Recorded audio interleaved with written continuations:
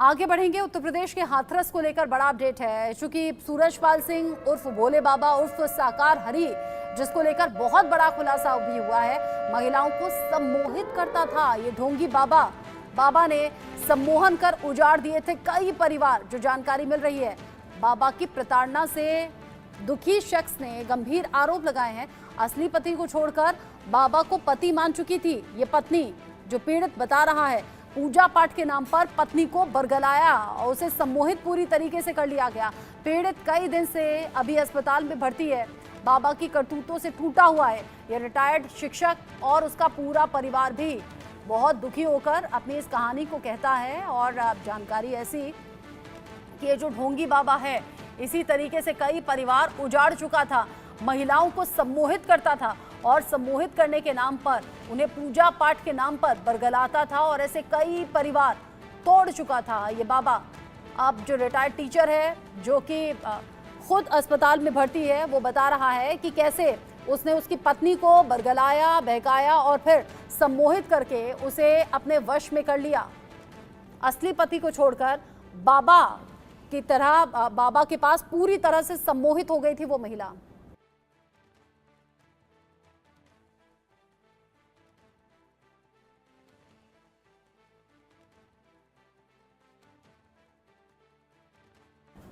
इस खबर को लेकर इंडिया न्यूज संवाददाता आयुष मेरे साथ जुड़ गए हैं ज्यादा अपडेट के साथ में। आयुष, बाबा को लेकर अब तक बहुत से खुलासे हुए, लेकिन ये खुलासा सबसे ज्यादा चौंकाने वाला है। महिलाओं को सम्मोहित करता था, कई परिवार टूट चुके थे। अभी आप बीती बता रहा है ये रिटायर्ड शख्स। जी देखिए, बिल्कुल इसी प्रकार के कई मामले सामने आए हैं इस ढोंगी और फ्रॉड बाबा को लेकर, जहां पर ये चीज़ सामने आई है कि किस प्रकार से ये व्यक्ति लोगों को बहला फुसलाकर और उनका शोषण किया करता था। इससे पहले जो बात सामने आई थी उसमें बताया गया था कि किस प्रकार से ये हैंडपंप के पानी से चमत्कारी तरीके से लोगों के ठीक होने का दावा किया करता था, और वो सारे चमत्कार जो इसके फर्जी चमत्कार थे, उन चीज़ों का खुलासा लगातार इंडिया न्यूज़ पर हम कर रहे हैं। ये दूसरी बात जो सामने आई है वो ये है कि सम्मोहन ये व्यक्ति किया करता था।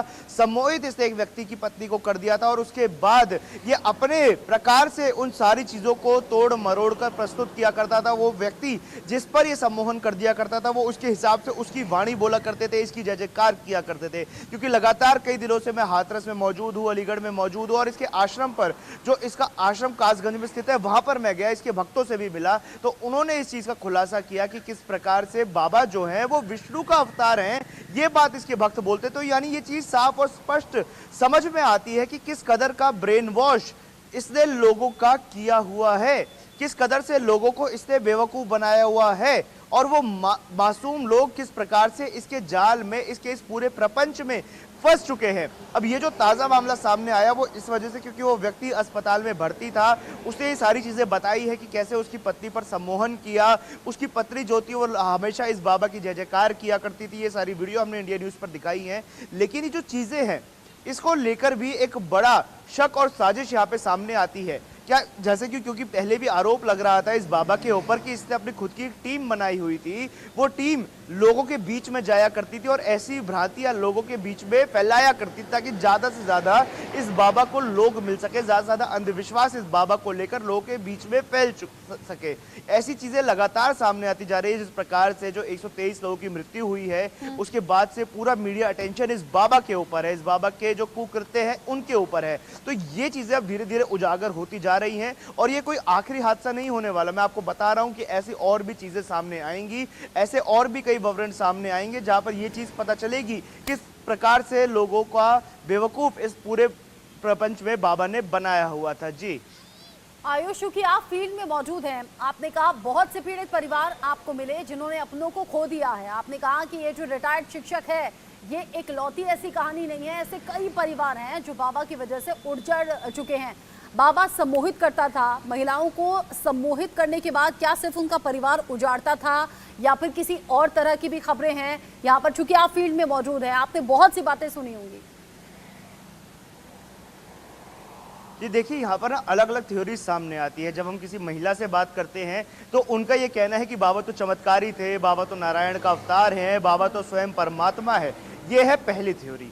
दूसरी थ्योरी सामने आती है उन लोगों से जो ये बोलते हैं कि बाबा में कोई चमत्कार नहीं है, बाबा अंधविश्वास फैलाता था, बाबा ढोंगी है। अगर बाबा इतना ही चमत्कारी है और इतना ही भगवान का अवतार है तो आके उन लोगों को ठीक कर दे जो अस्पताल में भर्ती है, आके उन 123 लोगों को जिंदा कर दे जो लोग इस भगदड़ की वजह से मारे गए हैं। तो ये दो थ्योरी सामने आती है। जब हम फील्ड पे उतरते हैं, लोगों से बातें करते हैं, तो ये चीज सामने पता चलती है कि किस प्रकार से दो भ्रांतियां फैली हुई थी। पहली तो ये कि जो लोग बाबा को चमत्कारी मान रहे थे, दूसरी ये जो लोग बाबा को भगवान का खुद अवतार मानने में लगे हुए थे। ये ऐसी कई चीजें, कई अंधविश्वास लोगों के बीच में फैले हुए हैं। और ये सिर्फ उस जगह पर ही नहीं जहां पर समागम हुआ था, इसके अलावा अलीगढ़ में मैं गया हूं, हाथरस गया हूं, एटा में मैं गया हूं, कासगंज गया हूं, दिल्ली, नोएडा, हर जगह पर इस बाबा के भक्त हैं। और जिस जगह पर यह हादसा हुआ वहां पर राजस्थान, मध्य प्रदेश, छत्तीसगढ़, बिहार से भी लोग आए हुए थे।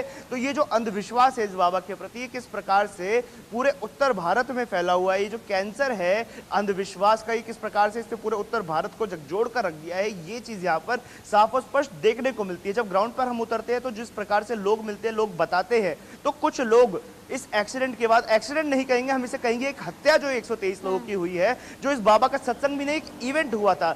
इस इवेंट में ये मैन मेड डिजास्टर जो किया गया है, जिसके तहत 123 लोगों को अपनी जान गंवानी पड़ी और कई ऐसे लोग थे जो गंभीर रूप से घायल भी हो गए। उसके बाद कुछ ऐसे लोग हैं जिनकी चमत्कारी आंखें खुली। कैसे हो सकता कई है? ऐसे बहुत लोग से हैं। सवाल उठ रहे हैं, बहुत से सवाल आपने जमीन पर रहकर उठाए हैं जब आप पीड़ित परिवारों से मिल रहे हैं या फिर उन लोगों से मिल रहे हैं जिनके घर की महिलाएं बाबा का सत्संग सुनने के लिए पहुंचती थी। आयुष ने बहुत बड़ी जानकारी साझा की है।